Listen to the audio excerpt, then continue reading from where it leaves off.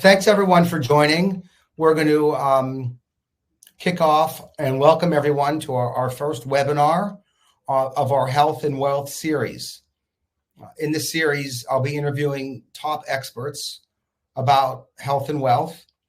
I'll be talking about I'll be talking with financial experts, legal experts, and medical experts in this field.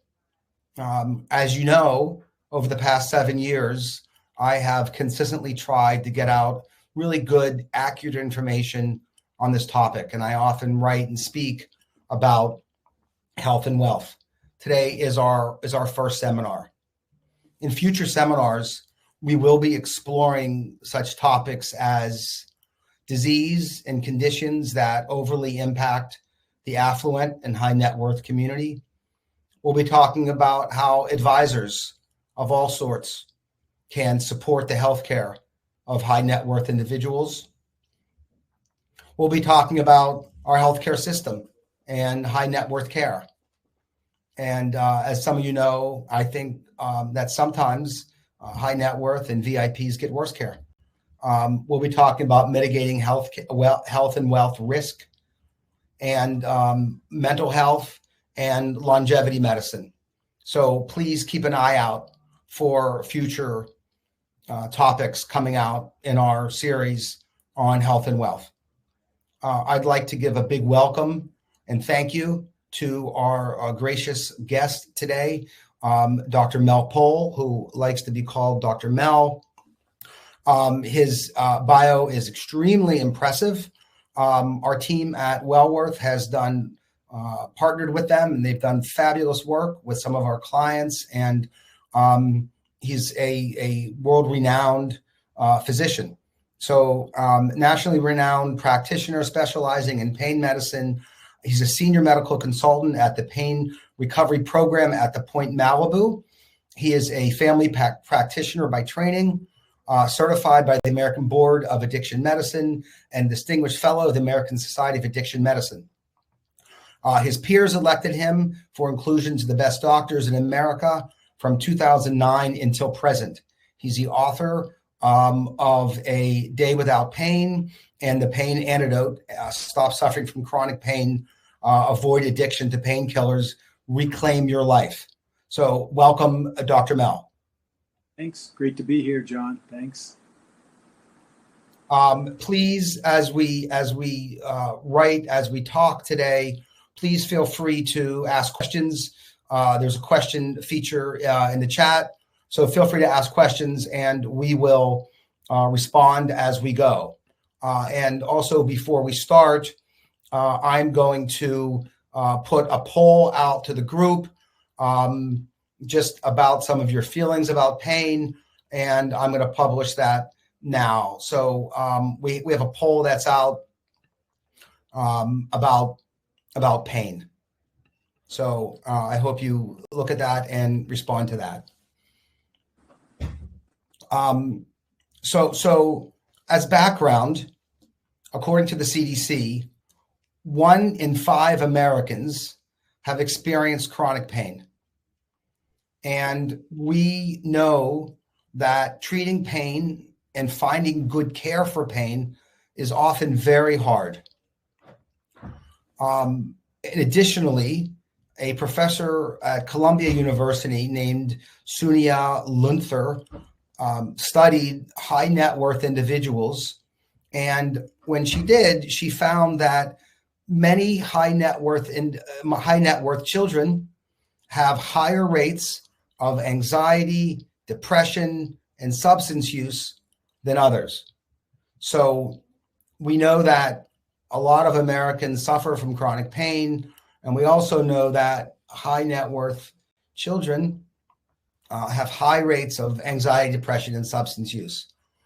Quite often, pain is associated with mental health and substance abuse. And it's hard for clinicians and for lay people to know exactly what's happening with the patient. It's very complicated. And Dr. Mel is here to shed some light today.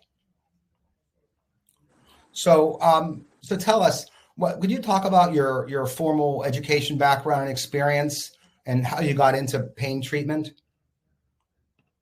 Well, it's a long journey, as you can imagine. Outside of medical school, I moved from the Northeast, where it was cold, rainy, and snowy, to Las Vegas. And in Las Vegas, I began my career in addiction medicine almost through the back door. I went to work as a family doctor, and the guy who was running the practice was an addiction specialist. And I ended up working in treatment and sort of falling in love with the profession.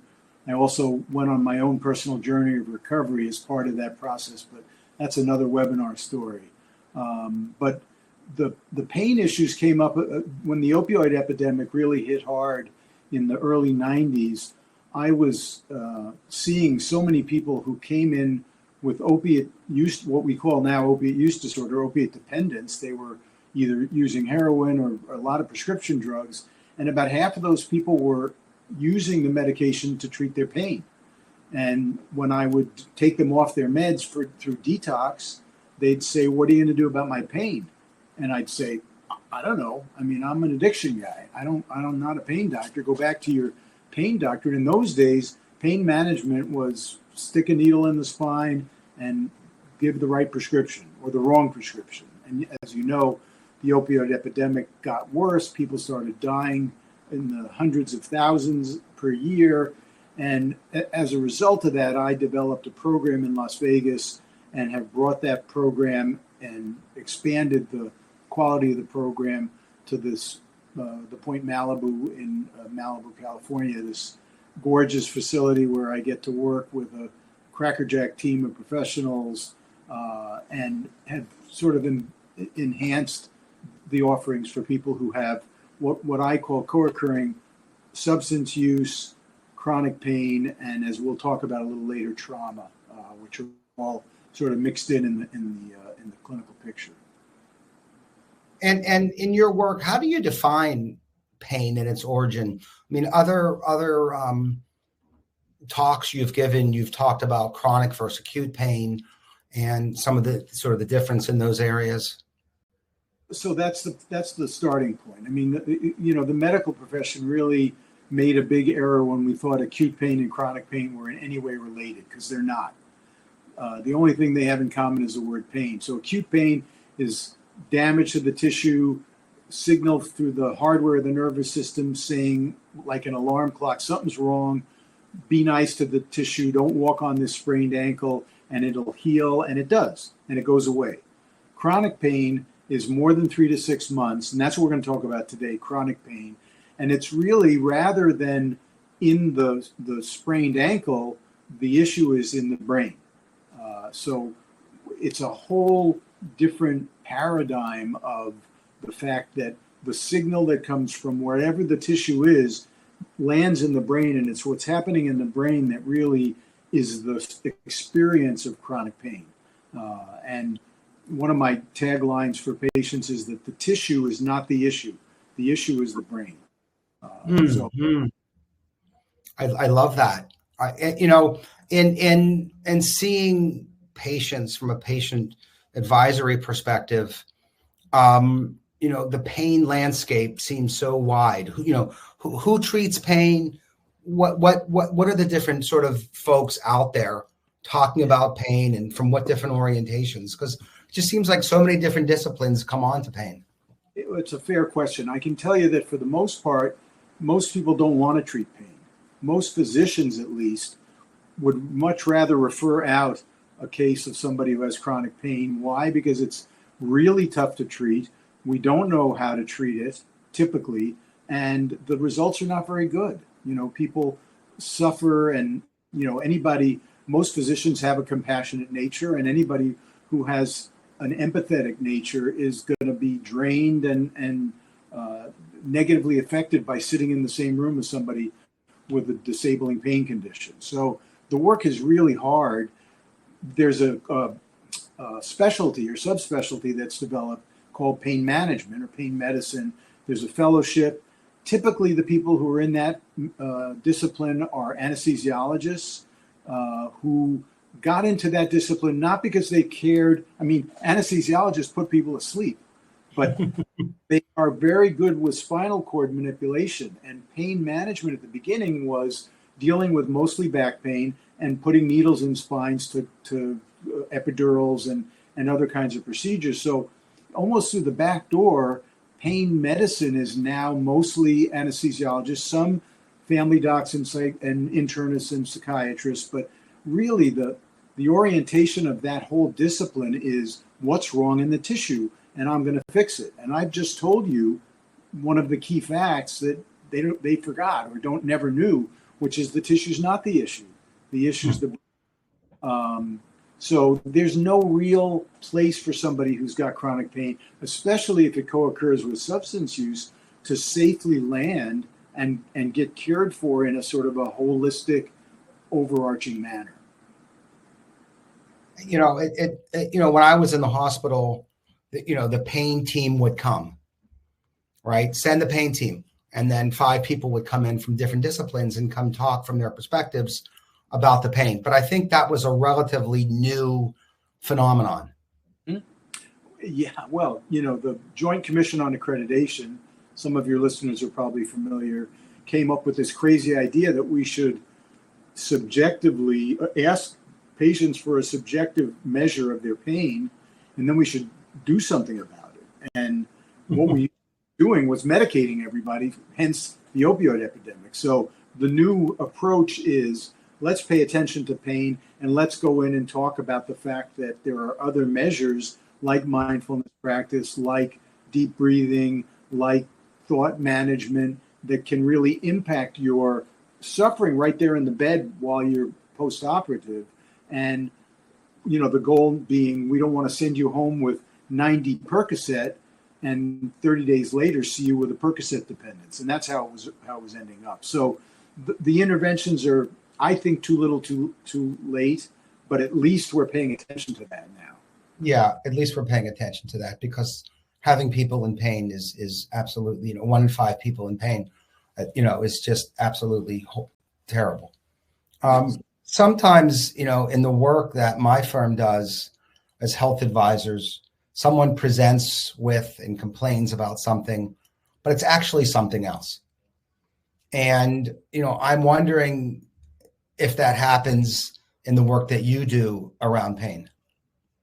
Well, certainly. I mean, there's a couple of interesting studies. One is called competitive bias, and the essential study showed, first of all, people with chronic pain often have high ACEs scores. ACE was the adverse childhood experience score. So people have had tough childhoods, not necessarily non-wealth childhoods. So, they could be very wealthy, and yet there are adverse experiences, whether it's substance use in a parent or physical, emotional, sexual abuse or neglect and those sorts of things. But that predisposes to pain. And then the rest of the study was that people preferred to have physical pain to emotional pain. No, I'd rather say my back hurts. I'd rather feel back pain than anger, fear, depression, sadness. And if you think about it, it's not, sometimes people get stuck in this narrative and they feel like they're being inauthentic, or they're being insincere, or they're making it up. They're fabricating or exaggerating their experience. That's not the case. These are real experiences based on biophysiology, but it's all happening in the brain. And it turns out the brain's physical pain center is the same as the brain's emotional pain center. So there's inextricable linkage between physical and emotional pain, and inextricable. We can't separate them. So I'll tell you one quick study at Stanford. They had people who were in a relationship that had ended within the past 6 months, and they put them in a functional MRI scanner, and they showed them a picture of their loved one, heartbreak, and their brain lit up. There was a big spike in the area of the middle part of the brain. They then burned their hand with a heat probe, same group, and the same area of the brain lit up. So pain are the same. And, and back to answering your question, people show up with back pain when they really have a lifetime of trauma that they have to deal with. Absolutely. And it's, yeah, and, it just shows how complicated this is. And, the average primary care visit appointment, the length of appointment is 17 minutes in our country right now. In addition, in most states, it takes about 2 months to get an appointment, but you wait 2 months and then you have a 17-minute appointment where the doctor is charting for 5 of those minutes.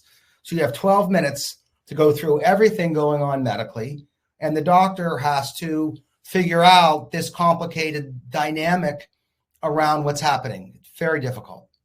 And there's another study that shows the average what the average length of time is for somebody to interrupt a patient in an office visit. It's like 7 seconds. Right. So come to the doctor with this very finite length of time.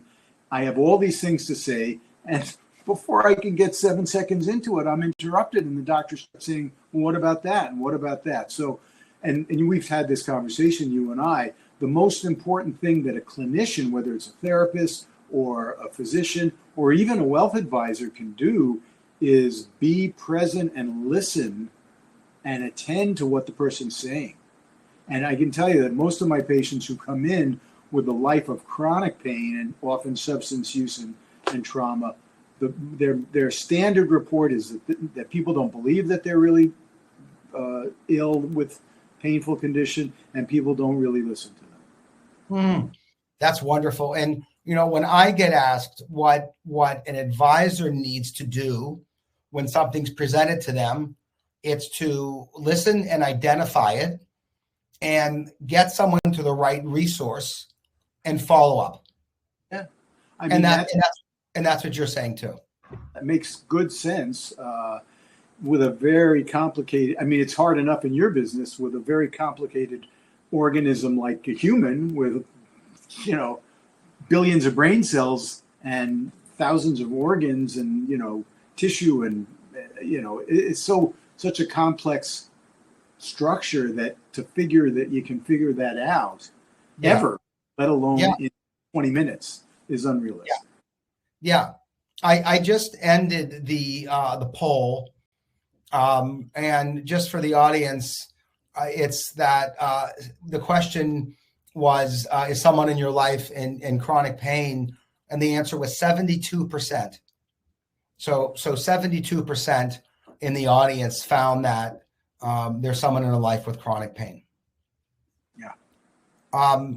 So understanding the sort of complexity, and as I mentioned, with the hospital system and who's all treating pain, who's in your ecosystem medically for who also helps treat pain?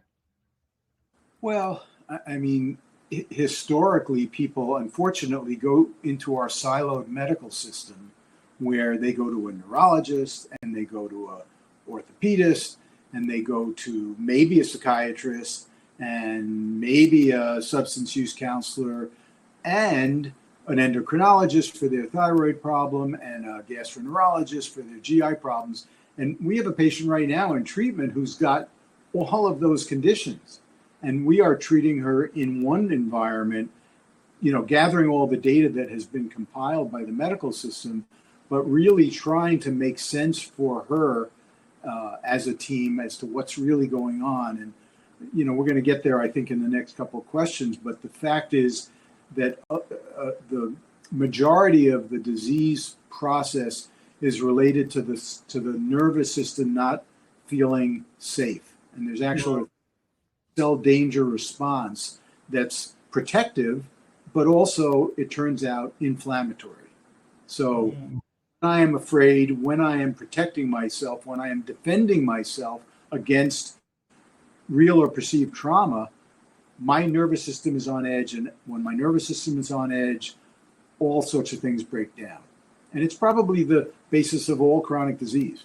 And what role does relationships have as it relates to safety?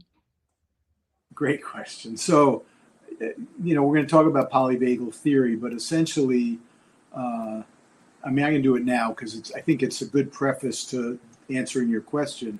the polyvagal theory is about the vagus nerve. Vagus is one of the cranial nerves, one of the nerves coming from the brain. It's the 11th nerve. And it's known as the wanderer because it goes all over the body. We used to think that it really was from the chest down into the abdomen and that it governed the diaphragm and all sorts of things related to digestion, rest and digest. Turns out it's way more involved in the survival mechanisms of the human. And there's 3 phases of that survival. The most primitive is way down in what we call the dorsal part of the vagus. That's under the diaphragm. And it's about, if you're attacked, you curl up in a ball and play dead. Picture a turtle pulling its head into the shell. You make believe you're not there so that the predator, the lion, goes by and doesn't see you.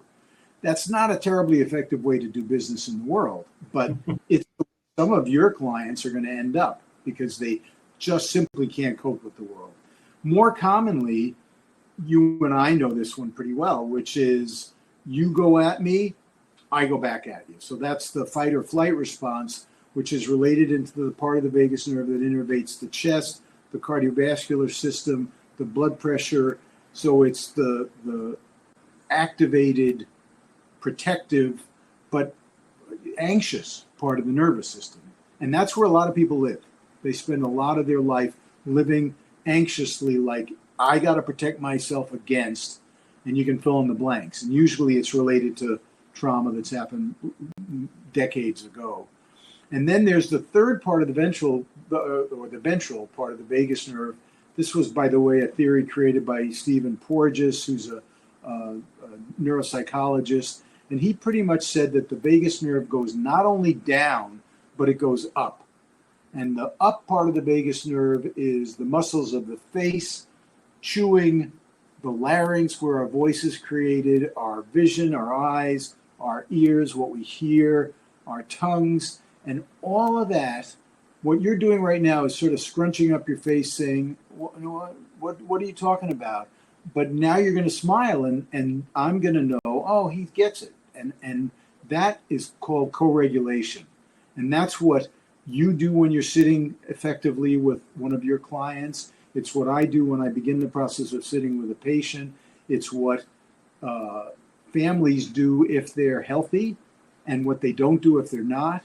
And if I don't get the cues of safety from your face, then I am going to say, I must be messing up. I'm not doing a very good job. John's face is not radiating that warmth that it sometimes radiates. And that cue of danger is going to trigger a whole response in my system. So the answer to your question is the most sophisticated thing humans do is we interact or co-regulate, and that's the basis of true landing in a safe space. And then in safety, there's health growth and restoration. So cells down to the mitochondria don't function under threat. When safety is created by these mechanisms, then the organism and the human and the cells are able to, first of all, settle down into a peaceful place and then begin to regenerate themselves. And I mean, that's, important and complicated and fascinating. And as it relates to trauma, how do you define trauma? When you say trauma, the lay audience is thinking, fall off a bike or something really serious. How do you define trauma? Trauma is really pretty much back to what we were just saying. It's really any assault on the safety of the organism. And it can be an injury. It's often an attack of some kind, whether it's a physical attack or a sexual attack or an emotional attack or an undercutting of a sense of I'm okay. So we used to call it big T trauma, which is a sexual assault, and little T trauma, which is what's wrong with you? Why can't you do it better? Why? And believe me, in wealth families, this is pervasive across the board because wealthy kids don't have a sense of their own worth, right? Because they got their wealth from their families. So trust fund kids are the toughest in that respect to treat because they don't have a sense of their own value.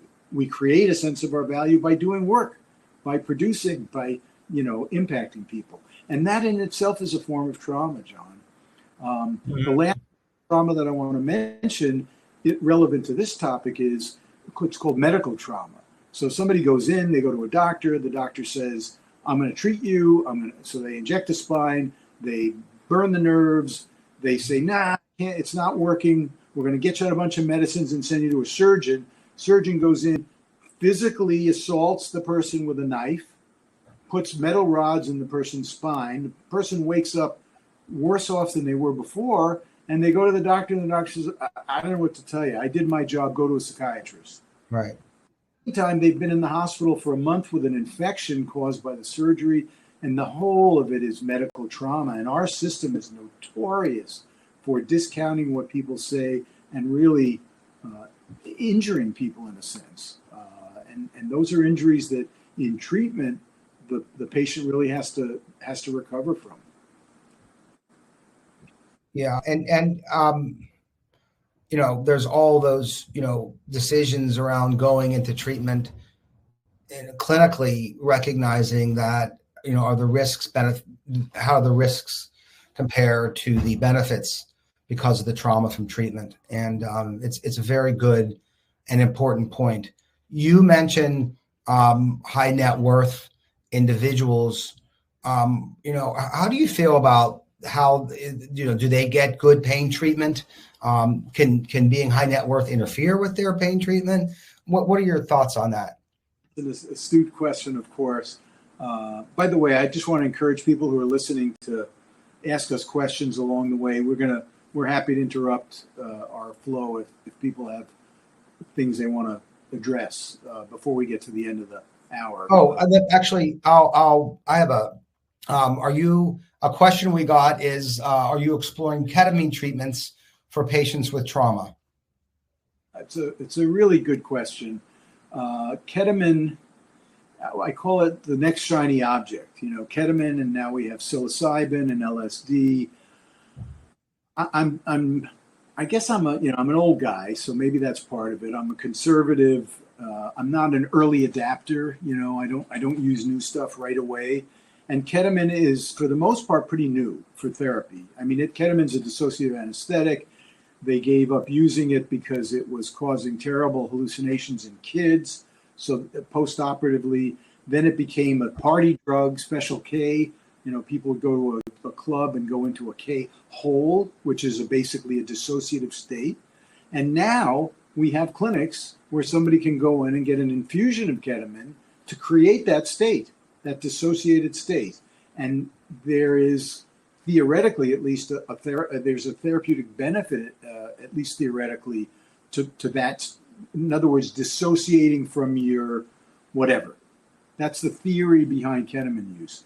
The only data that's been collected that's satisfactory is related to major depressive disorder. It appears to have a benefit in intractable depression. There is no clinical efficacy studies on ketamine for pain, no clinical efficacy studies on ketamine for trauma. It's being used for that. Maybe someday we'll see some efficacy, but my concern is that people are being exposed to these very potent drugs, sometimes with no structure at all. They're given a prescription for troches, these under the lozenges. There's no FDA indication for that, but people are doing it without any supervision, without any support. Mm-hmm. And in my opinion, if somebody has major trauma and they create a dissociative state without support, that's a huge danger sign for me. And I wouldn't feel comfortable at all with kind of treatment. And I love that you quote the data, because following the data and understanding it and looking at things over time is really, really critical. We were talking about the VIPs and their experience with pain treatment, and your thoughts on that. I mean, ironically, money doesn't necessarily buy you happiness. I'm sure that's a big, oh boy. But it also doesn't always get you the best care, because it is the pursuit of best in this siloed version of medical care that often doesn't take into account the well-being of the patient. And I see this all the time. You know, people have gone to some of the top medical centers in the country for conditions.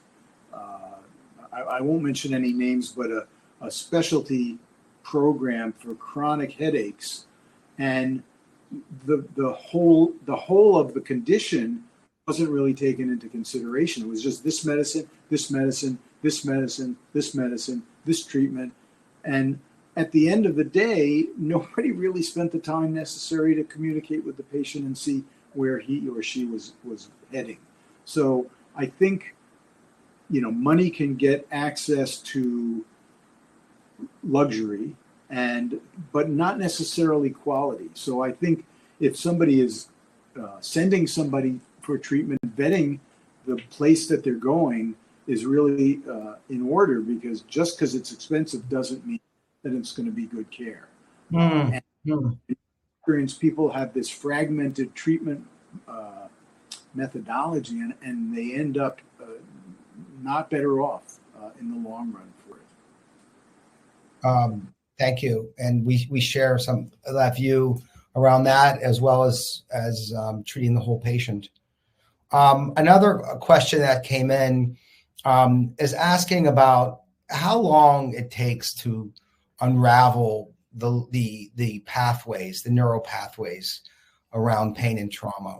So are there stages that people go through?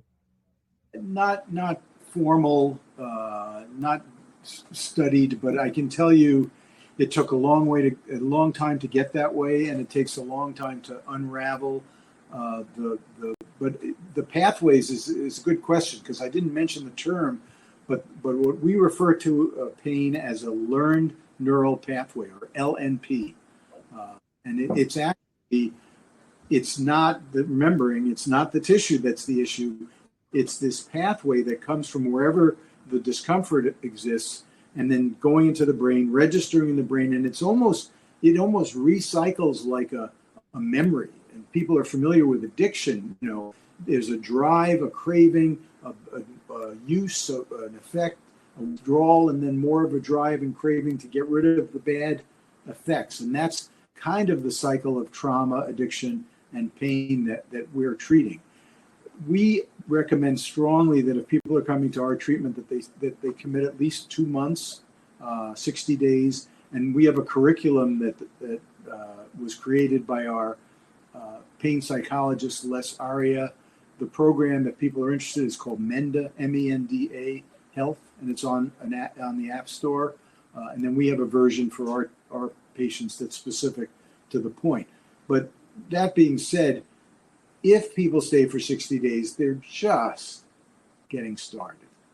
You know, we don't have a lifetime of trauma in 60 days, or in 6 or in, you know, maybe 60 years. But the key, and what we're looking for as an endpoint, is internalize enough of the healing modalities to take the next step in life and to continue the process that they've begun in that period of time.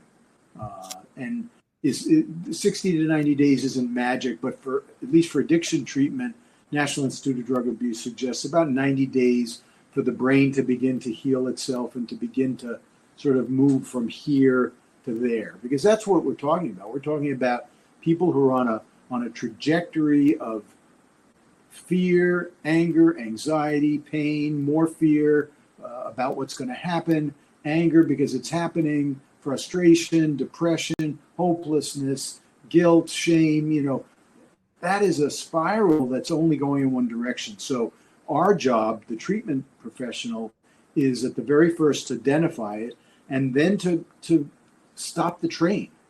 And the way to stop that train is by engulfing the patient in a sense of safety. And that's what we do with polyvagal theory. It's just really helping people, what we call, land in a safe space.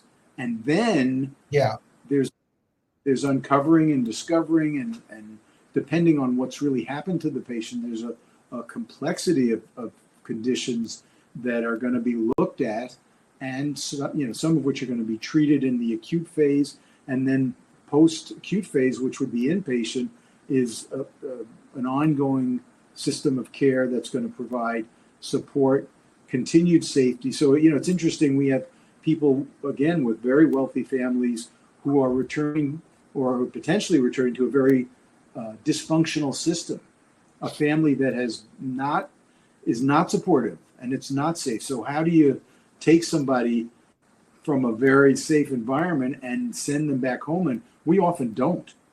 We ask for continued support so that they can go to a transitional position of living in a, if they have addictions and issues, sober environment that meets their creature comfort needs, but Right. also has some therapeutic efficacy, and then link that with outpatient services or ongoing day services.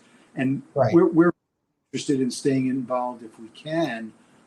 Certainly if the person stays in California, our team will stay involved in the outpatient setting as well. Yeah, and the mental health and substance use, obviously the family is so pivotal around care and treatment. Can you talk about that a little bit more as it relates to pain treatment?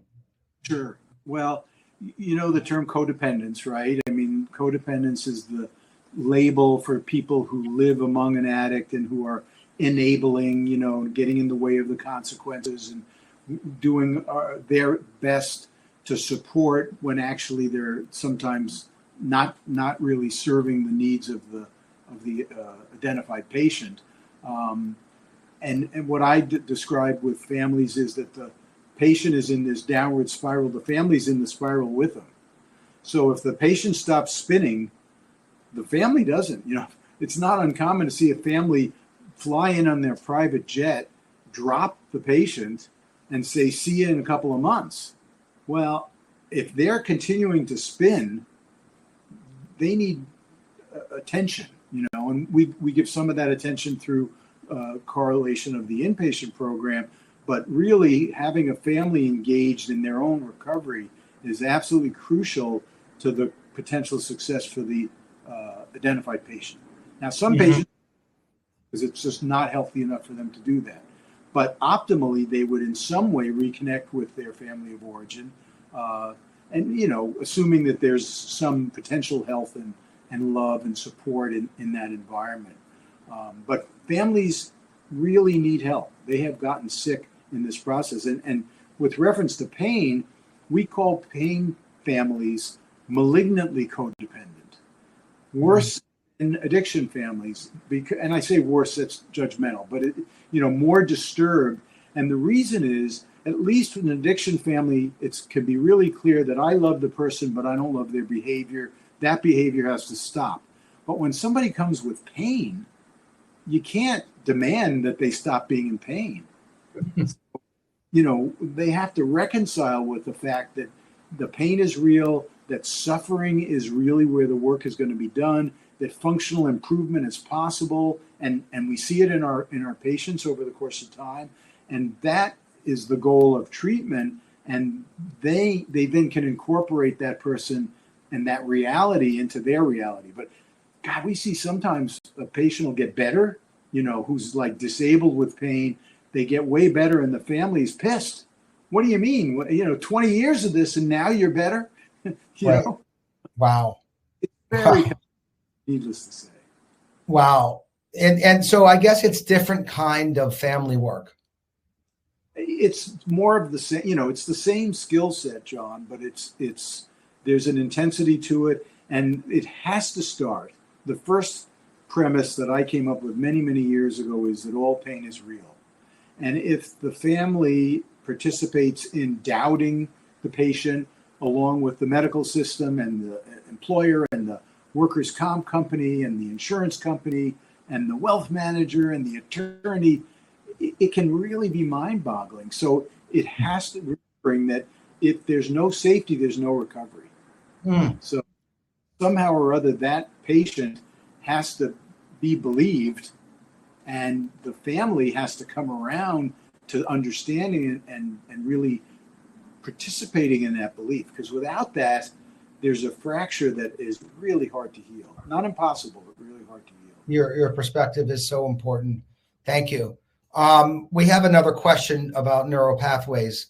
How do you deal with someone who clearly falls into the category of learned neural pathways, but is resistant to any other way of dealing with their pain other than painkillers, which I assume is medication? Yes. Welcome to my world. Yeah.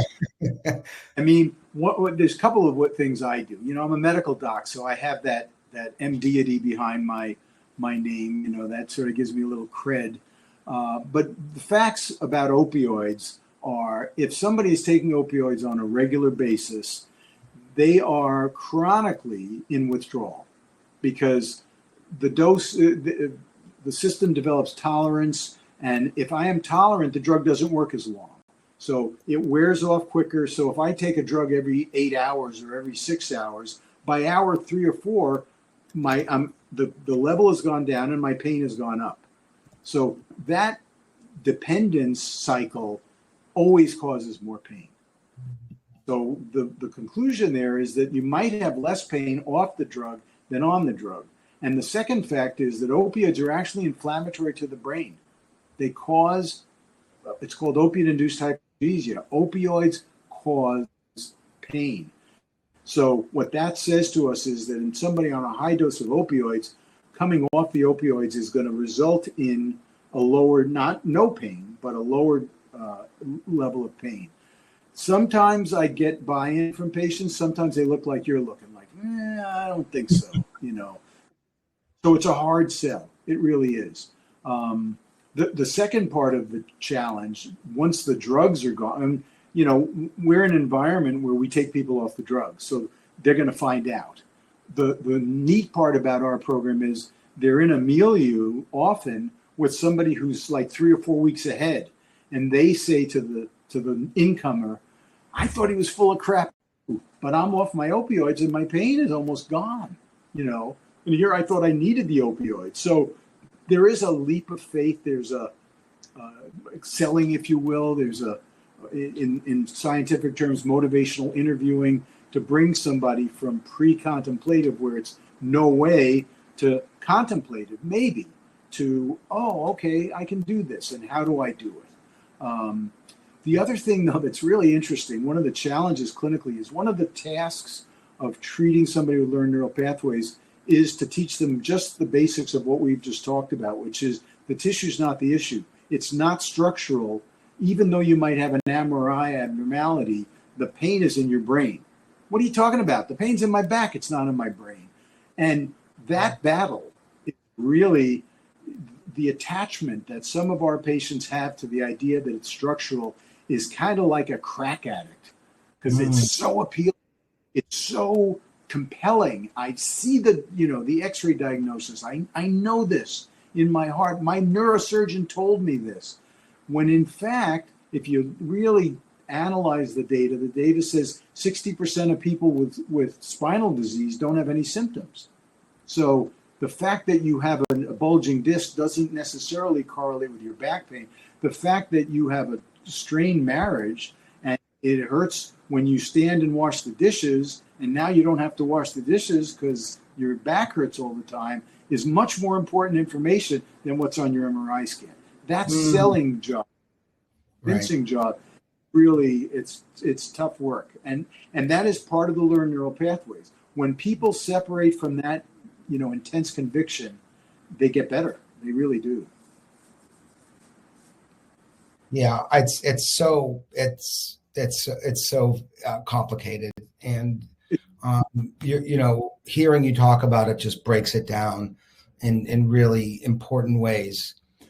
We have a question about the inner traumas and how if they manifest themselves in other ways. So, meaning the symptoms symptoms other than pain. Yeah, again, emotional pain. So we're talking about primarily anxiety, fear, sadness, and anger. And anger is probably the biggest. Anger, the back pain. There was a guy named John Sarno in the late 80s. He was a surgeon who basically concluded that rage was the cause of back pain. And so he'd tell his patients that they'd get better, and then he wouldn't operate on anybody. So the hospital that he worked for wasn't, but he's written some books, and he was the beginning, one of the forefathers of this whole movement of the pain is not in the body, it's in the mind, in the brain, and how it signals the body. But people who've been traumatized experience anxiety, fear, anger, and sadness. Those are, and guilt and shame are the other two in that category. Yeah. And those issues manifest as pain, and pain manifests as those issues, and they're often sort of sliding scale interchangeable. I mean, I had a patient today. She has something called burning mouth syndrome, which is kind of like fibromyalgia of the mouth. Pain, no good reason, worse at times, feel acid, there's nothing wrong. She's had all sorts of tests, and she's activated today. I'm in a lot of pain. What's going on? I have to go home to a husband who's abusive.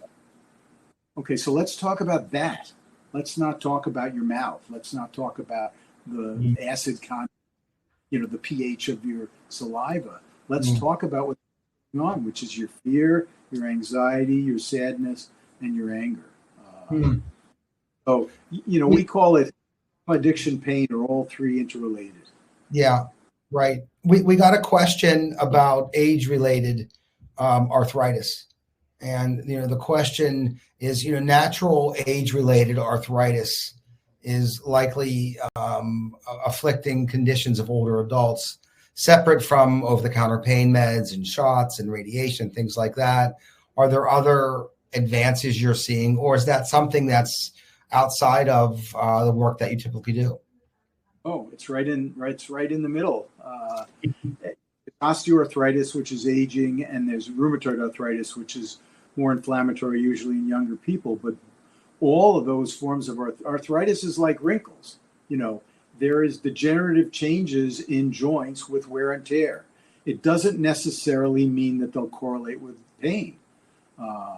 So my best example is I wake up in the morning, and as I'm getting out of bed, there's a big because I got back, right? And I was telling this to the client, to my patients in group the other day. So here I am, miserable. I got to go walk the dog. She's a pain in the ass, She's, chomping at the bit. She wants to go outside, and I want to lie down because I just feel terrible. And then I started to realize that I was ruminating over the fact that I had this to do and that to do, and I was worrying about this, and I had some bills to pay. And as I became aware of it, it was like, I know this stuff. And it was hard to believe that it's in my brain, not in my back, because it felt like it was in my back. And I have arthritis in my back. I mean, I can show it to you on x-rays and MRIs. But some days my back hurts, and some days my back doesn't. Sometimes during the day my back hurts. Sometimes it doesn't. So it's not the arthritis that's the full explanation. It's what my brain does with the input from the tissue. The issue is the brain. And the brain is for neuroplasticity. The brain's potential is to heal. It's a great answer. When lay people think about getting the right treatment for pain, how do you view that, and what do you see as some of the common pitfalls? I think the biggest pitfall is what we've been talking about, is the way the medical system treats pain as a symptom. And if we're chasing symptoms, we're going to be using medications or injections or surgical procedures. So, I just got a consult from a friend's son. He's 55 years old. He's got sciatica, and we've been dialoguing about his discomfort. And it's 3 months of pain in his back. I don't know him well enough to really go into his psycho-emotional history, but what I really counsel him, and what I really avoid the pitfall, is to go to a surgeon who's going to say, you have back pain, I can fix it with surgery. because that's not true. Surgery for back pain is rarely effective. It's expensive, it's disabling, and it is rarely effective if pain is the condition. Now, if there's compression on a nerve and the foot doesn't work right, that's a whole other story. But simply back pain, and the reason for that is that the pain lives where? Not in the back, it lives in the brain. So if I scrape out all the arthritis and I open up the canal where the nerve is passing through, I haven't done anything for the fascia, and I haven't done anything for that learned neural pathway. So the best surgeons in the world aren't operating on these kinds of conditions. But if you are looking for treatment, everything looks like a nail to somebody with a hammer. And, I think we end up with misguided treatments, especially when there's resources available for the best surgeon. If you're going to go to the best surgeon, you're going to get the best surgery. But if surgery isn't the right treatment, that's not the best care. Yeah.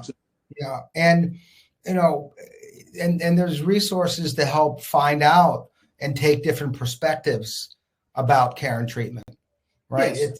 There's resources to do that as well. We have one more question, and then we're going to thank Dr.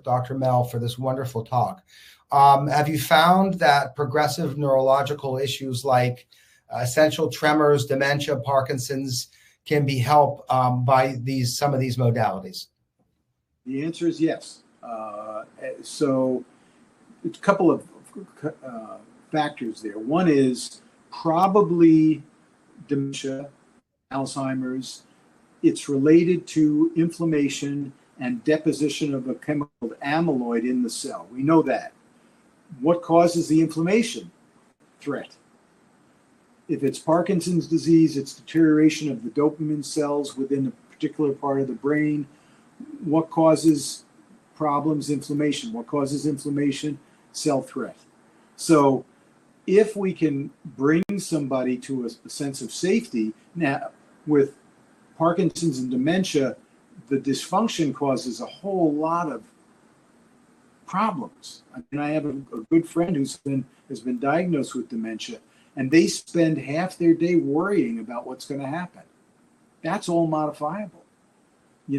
People who have a little bit of a tremor but can function, look at somebody with bad Parkinson, what's his name, Michael J. Fox, and they say, oh my God, I'm going to end up disabled, when actually today, so I would say, and this is more philosophical as well as medical, helping somebody really live in the moment and day is a safety enhancing measure.